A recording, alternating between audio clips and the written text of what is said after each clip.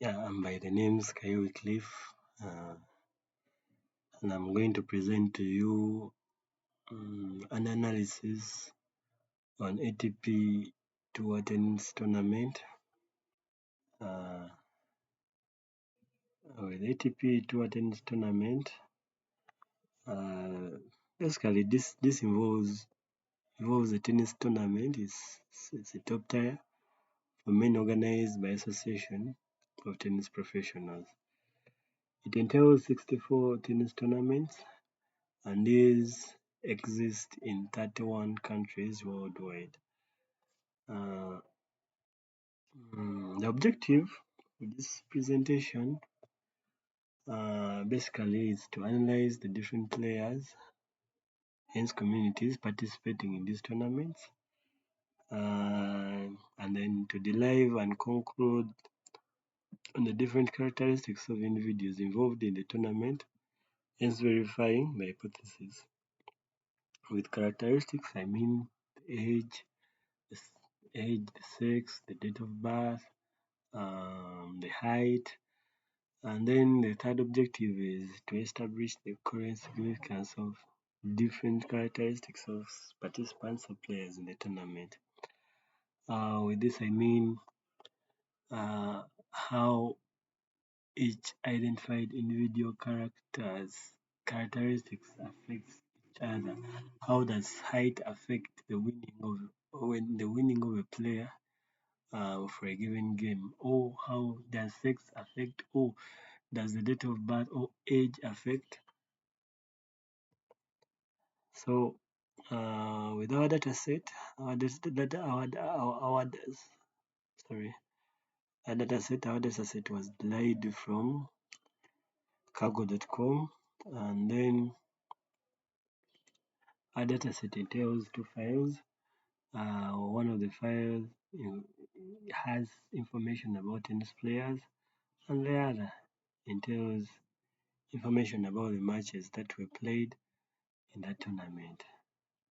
So with this first one, it tells the details about players.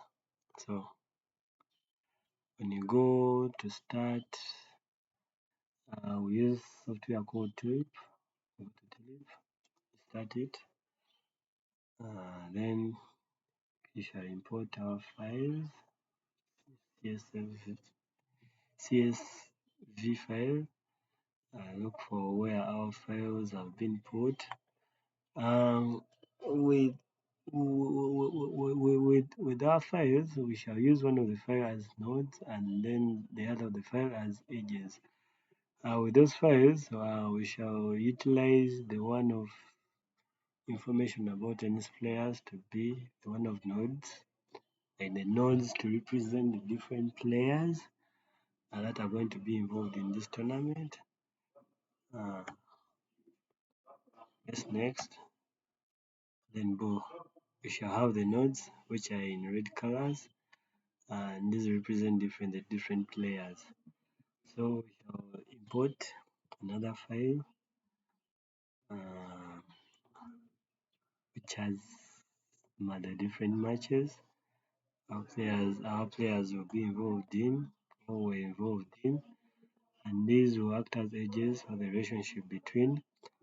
With the source columns, we can go with the winner ID, testing with that is loser ID.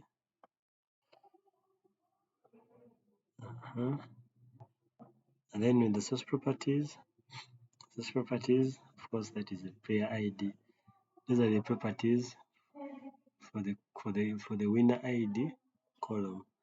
And then with the loser ID column, again we shall go with the player ID because we're dealing with IDs of the players. And then press next, and our node link diagram will be displayed. Here we're having the spreadsheet view, which shows the different attributes that we are dealing or that we are dealing with this analysis. Now, having come up with our node-link diagram, here we can be sure that through the node-link diagram we can see the relationship. These are different players playing with each other. The edge or the relation or the line between the nodes represent the games that are being played between these different players. So next, would like to know the location where did these players originate or where they come from. With the interest of the geographical locations of these players, we go to the geographical view, click, they will tell us the geolocated layout has not been initiated yet. Say okay. Describe our properties. We can opt for automatic, then can generate a layout. Then should be able to see our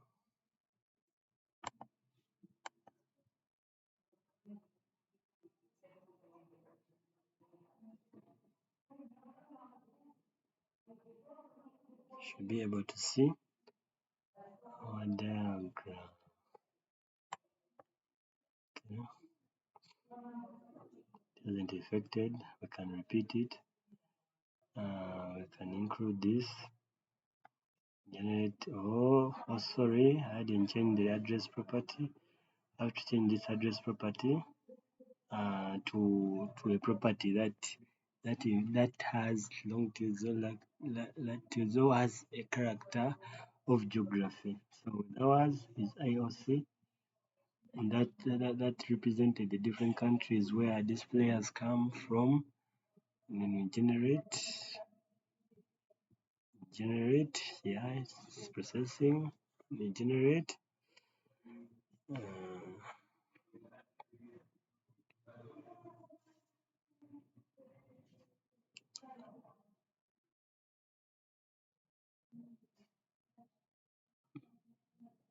Sorry, haven't been generated.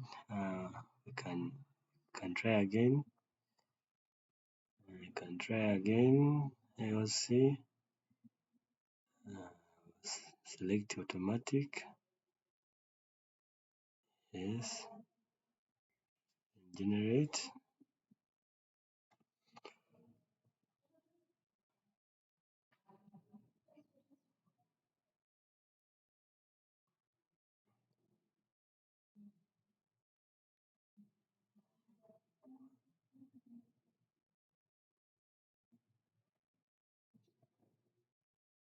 Oh, failing. It's okay. Include also. Do it again. Generate.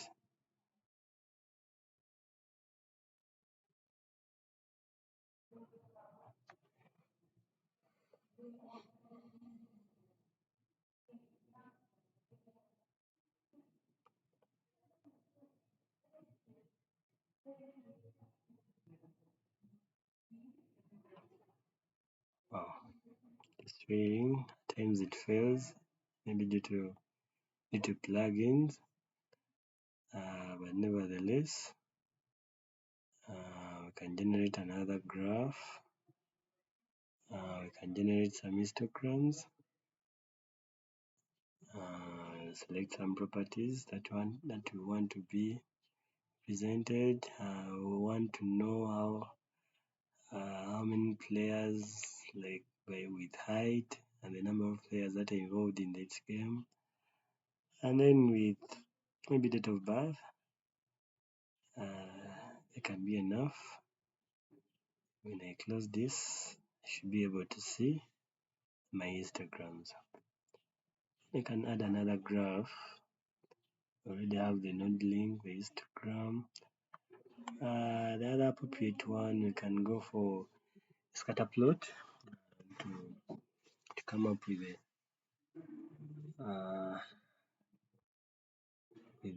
to come up with to come up to come up with how these different properties affect or characteristics affect each other, how they correlate with each other. I can leave out best width, I can go with date of birth, the height, the loser age, the loser height, and the loser ID. No, I can leave out the user ID. Can involve it or the player ID. Sorry. Yeah. The winner height and the winner age. So having selected those properties, should be able to get a scatter plot. So when I analyze the height with the date of birth, this is the covariance. I analyze the loser age, there's no covariance between the date of birth or loser's age, so meaning losing doesn't depend on your age.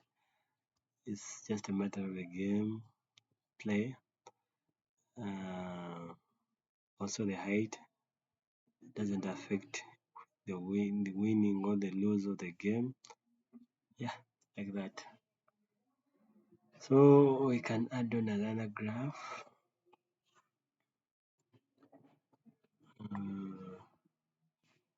That is with a self-organizing map view.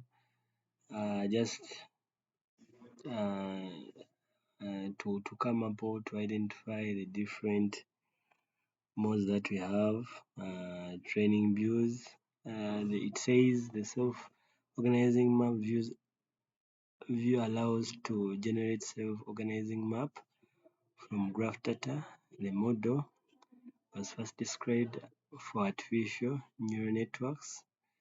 As you see, this view is useful to visualize high-dimensional data in low-dimensional representation. So self-organizing operates in two modes, training and mapping. So in our case, we can select in reference to this histogram, date of birth, and height. Where's height? Yeah, that. See how our map or graph will look like. Thank you so much for the present. That was my presentation. Thanks for watching.